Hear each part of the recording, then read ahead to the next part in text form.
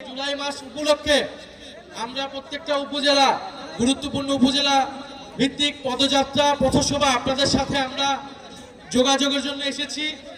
আপনারা জানেন যে বাংলাদেশে একটা নির্বাচন হয়েছে ফেব্রুয়ারিতে।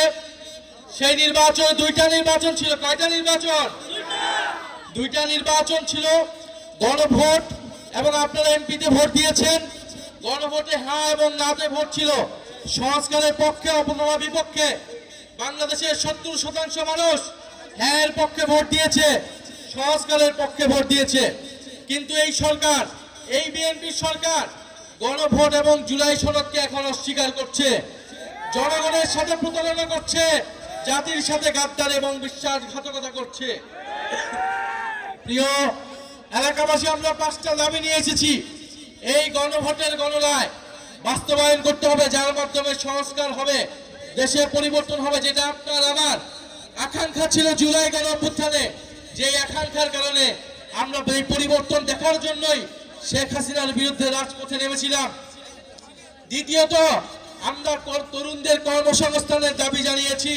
তৃতীয়ত, আমরা বলেছি যে বাংলাদেশের এই যে বিদ্যুতের সংকট, আপনাদের এলাকায় কি বিদ্যুৎ আছে? ঘরে ঘরে বিদ্যুৎ আছে?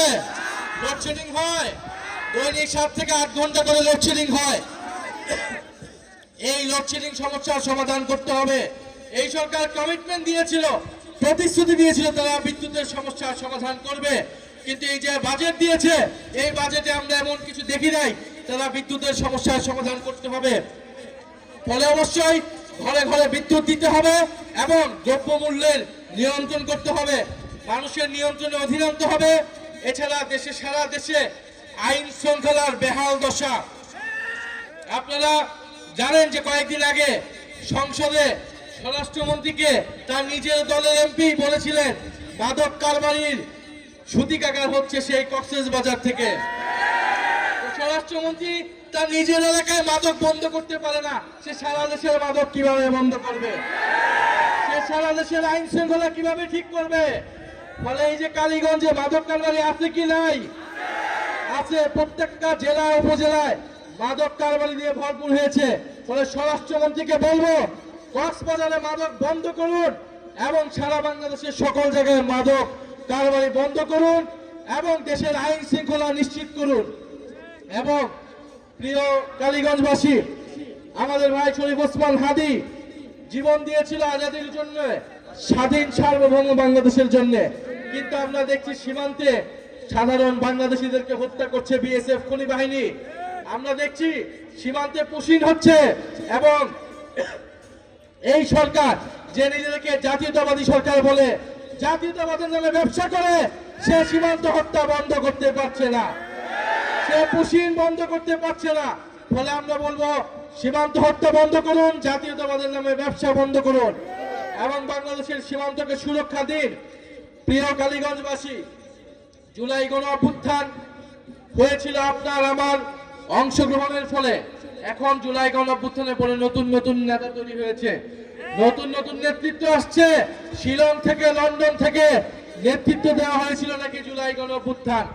ফলে ভালো আপনারা নেতৃত্ব দিয়েছেন, আপনারা এখন জুলাইয়ের আকাঙ্ক্ষা বাস্তবায়ন করুন, আপনারা জুলাই সনদ বাস্তবায়ন করুন, আপনারা সংস্কার বাস্তবায়ন করুন। যদি জুলাই সনদ বাস্তবায়ন করতে না পারেন, যদি বিচার করতে না পারেন, তাহলে জুলাইয়ের নেতৃত্বের দাবিদার এ কথাটি ভুলেও মুখে আনবেন না। জুলাই জাদুঘর খুলে দিন এবং যারা জুলাই গণ অভ্যুত্থানে হত্যাকাণ্ড চালিয়েছিল তাদের বিচার নিশ্চিত করুন। আপনারা যে বিভিন্ন জেলায় উপজেলায় মামলা বাণিজ্য করেছেন, নিরীহ মানুষের নামে মামলা দিয়ে আপনারা দুর্নীতি এবং লুটপাট করেছেন, সেই হয়রানি থেকে মানুষকে মুক্ত দিয়ে যারা প্রকৃত অপরাধী তাদেরকে গ্রেফতার করে বিচারের আওতায় আনুন এবং কালীগঞ্জের এলাকার মানুষের যে সাধারণ মানুষের যে সমস্যা আছে সেই সমস্যা নিরসন করুন। আপনাদের এই এলাকারই সন্তান এম সোহেব আমাদের জাতীয় নাগরিক পার্টির অন্যতম কেন্দ্রীয় নেতা এবং দীর্ঘ সময় ধরে ছাত্র আন্দোলন করেছেন। ইনি কালীগঞ্জ মানুষের সমস্যার সমাধানের জন্য এই এলাকা থেকে আপনাদের জনপ্রতিনিধি হতে চায়, আপনারা তাকে সহায়তা করুন। ইনশাআল্লাহ আমরা কালীগঞ্জবাসীকে একটা সুন্দর কালীগঞ্জ, আমরা বৈষম্যহীন কালীগঞ্জ উপহার দেব।